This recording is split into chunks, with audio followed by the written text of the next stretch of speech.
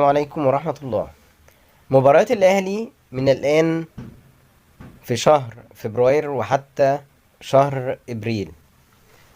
يبدأ الأهلي بمباراة الجمعة القادم يوم 16 فبراير في الساعة 9 مساء، وتقام المباراة في الجزائر بين الأهلي وشبيبة بلوزداد الجزائري.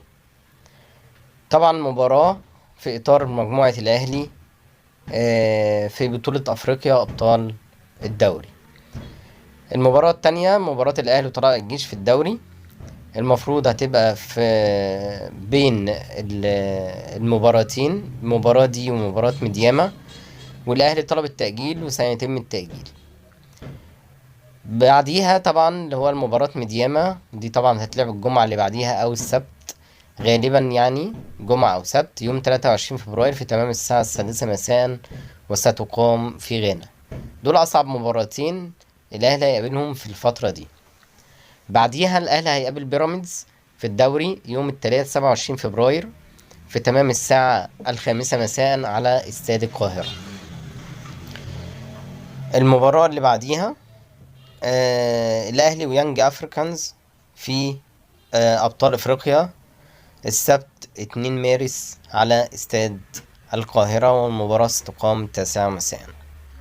الأهلي والزمالك نهائي كأس مصر بالسعودية يوم الجمعة 8 مارس، وطبعا ستقام أيضا في 8 مساء تقريبا أو 7، لسه لم تحدد بعد.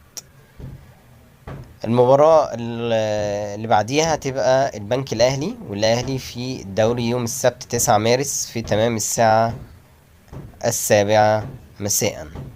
طبعا سيتم التأجيل لأن قبليها المباراة بتاعة كأس السوبر، فبالتالي المباراة دي مش هيتم مش هيتم اللقاء ده يعني، وهيتم التأجيل. الأهلي وإنبي يوم 17 مارس في تمام الساعة 9 مساء. ثم المباراة الأخيرة الأهلي وفيوتشر من 2 ل 4 إبريل على استاد القاهرة.